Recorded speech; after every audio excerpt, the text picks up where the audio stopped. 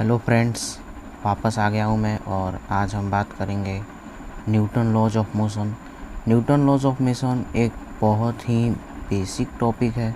क्योंकि हर एक स्टूडेंट्स को ये पता होना चाहिए, not for just the science वाले स्टूडेंट बल्कि सभी स्टूडेंट को। क्योंकि न्यूटन के बारे में तो हम सभी जानते हैं, एक महान साइंटिस्ट थे जिन्होंने ये मोशन के 3 नियम दिए थे।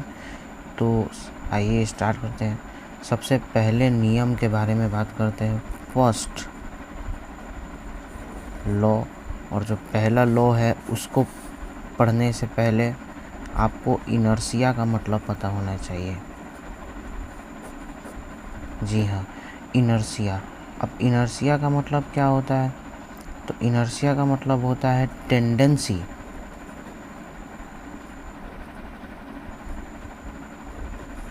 To resist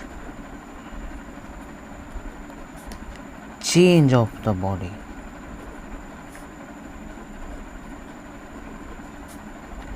just for the example कि अगर कोई भी बॉडी है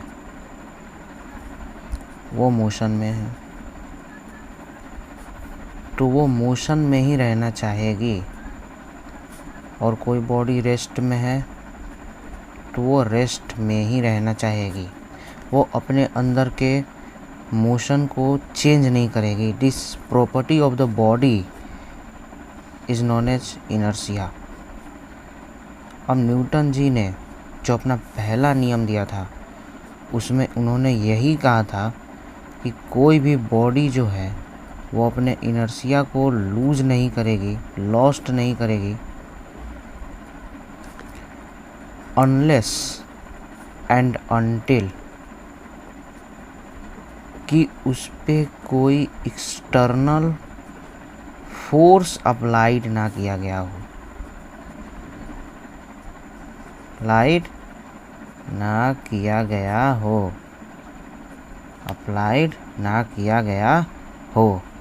तो this is the first law of Newton. Example के लिए समझते हैं, जैसे आपने देखा होगा कि जब आप कैरम बोर्ड खेलते हो तो कैरम बोर्ड में बहुत सारी गोटियां ऐसे आप सजा कर रखते हो, और जब आप स्ट्राइकर से इसको हिट करते हो तो ये वाली बॉडी बाहर निकलती है और ये पूरा का पूरा पार्ट यहीं पे रह जाता है। क्यों? क्योंकि इस बॉडी पे कोई एक्सटर्नल फोर्स अप्लाइड ही नहीं हुआ। कोई एक्सटर्नल फोर्स अप्लाइड ही नहीं हुआ तो ये बॉडी रेस्ट पे ही रह गई, और इस बॉडी पे एक एक्सटर्नल फोर्स अप्लाइड हुआ तो ये बॉडी जो रेस्ट में थी अब वो मोशन में आ गई। तो ये दिखाता है न्यूटन के पहले नियम को, एक बेस्ट एग्जाम्पल है न्यूटन के पहले नियम को समझने के लिए।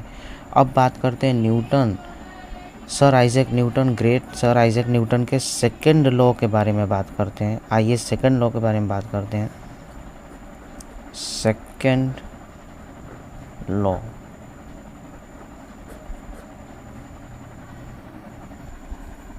देखिए सेकंड लॉ सबसे पहले जब भी दिमाग पे आता है तो हम बोलते हैं F is equal to ma, जो कि भैया गलत है। क्यों? न्यूटन जी ने जो सेकंड लॉ दिया था वो है rate of change of momentum.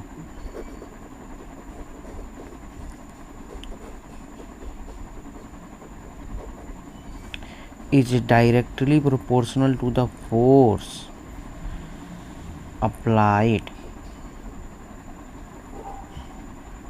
Unbalanced force कह सकते हैं, unbalanced force applied in that direction.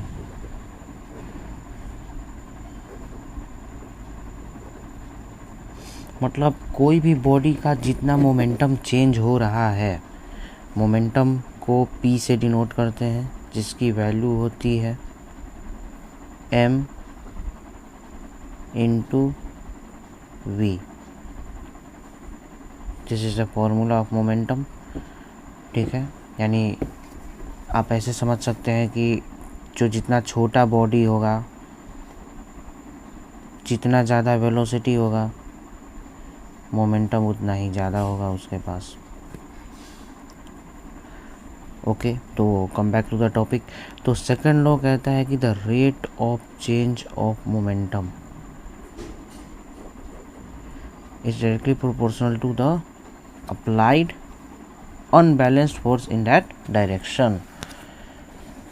अब मोमेंटम को हम ऐसे भी लिख सकते हैं, delta P upon delta T is directly proportional to F. Proportional का साइन हटाएंगे, इसको एम डेल्टा वी लिख सकते हैं। अभी फॉर्मूला बताया मैंने, divided by T and this one यहाँ पे कांस्टेंट के। अब कांस्टेंट को किसी फोर्स से अप्लाइड करेंगे तो वही फोर्स फिर से कांस्टेंट के रूप में आ जाएगा। एम को एम एज इट इज़ लिखेंगे, डेल्टा वी बाई टी को क्या लिख सकते हैं सर, एक्सेलरेशन लिख सकते हैं, rate of change of velocity is acceleration. तो M A is equal to F. तो यहाँ से उसका एक फॉर्म है, सेकेंड लॉ का ये एक फॉर्म है। जब फोर्स को हमने कांस्टेंट माना है, किसी पर्टिकुलर टाइम पे मास को कांस्टेंट माना है जी, तब F is equal to M A आ रहा है। अगर मास वेरिएबल हो गया तो उस समय पे जो सेकंड लॉ आएगा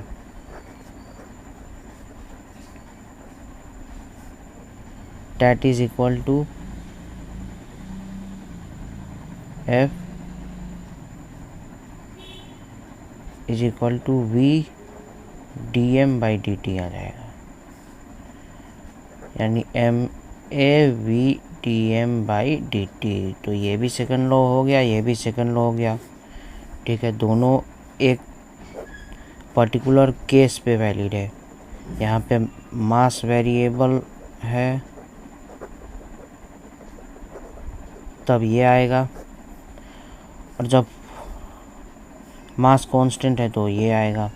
तो न्यूटन का जो सेकंड लॉ है वो ये है, ना कि F is equal to M A, ठीक है। अब बात करते हैं न्यूटन के थर्ड लॉ के बारे में।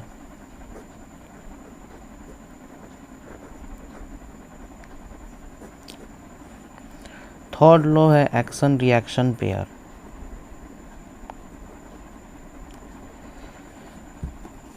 जस्ट फॉर द एग्जाम्पल, आपको तो ये पता ही है, every action there is an equal and opposite reaction.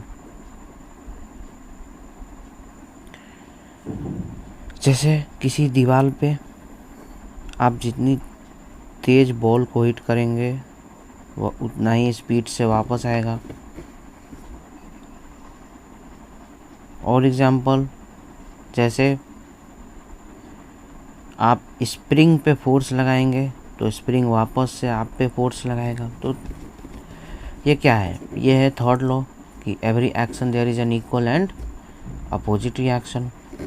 Third law पे उतना कुछ खास तो बनता नहीं है, ज़्यादातर न्यूमेरिकल सेकंड लॉ पे बनते हैं, ठीक है। And first law is also a theoretical part.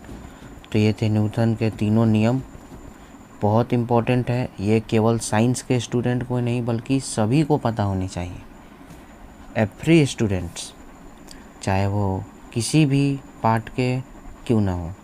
तो आज के लिए इतना ही रहने देते हैं। जो भी डाउट होगा आप कमेंट में लिखिए, और बेटर कंटेंट चाहिए तो आप लिख के बताइए। दैट्स ऑल फॉर नाउ बच्चों, थैंक यू।